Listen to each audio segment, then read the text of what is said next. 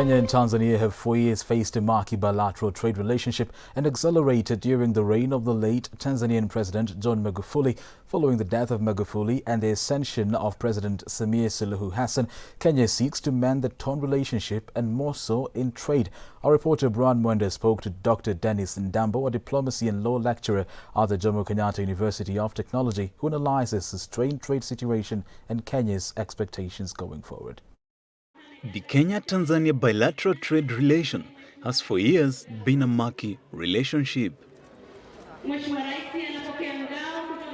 Ever since former Tanzanian President John Pombe Magufuli came into office, the relationship has turned even more sour.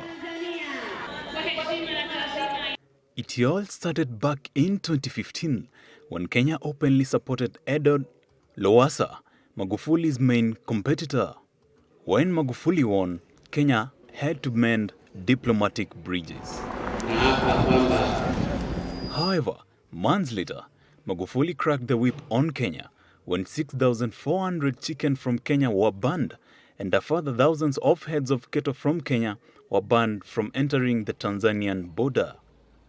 As if that was not enough, traders from both countries complained of harassment at the border points.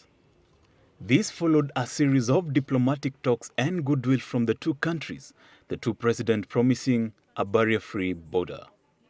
The bilateral trade relations took a fresh hit following differences in COVID-19 regulation measures between the two countries. Kenya sought to set a mandatory test for drivers crossing to Kenya from Tanzania for COVID-19, but Kenya's stand didn't sit well with Tanzania. We also collected and tested samples from truck drivers from Tanzania at the Namanga border point on the Tanzanian side. 25 of these samples tested positive for coronavirus. This led to Magufuli banning Kenya's flights and trucks from entering Tanzania. Recently, Kenya banned maize imports from Tanzania, creating further rifts between the two neighbors. As Tanzania welcomes the reign of their first female president, Samia Suluhu Hassan, following the death of President Magufuli, Dr. Denis Ndambo, a diplomacy and law lecturer at Jomo Kenyatta University of Technology, shares on what seems to be an optimistic future between Kenya and Tanzania. Maintain the same policies that Magufuli had, okay, especially since the party, they belong to the same political party and they campaigned on certain promises that they made.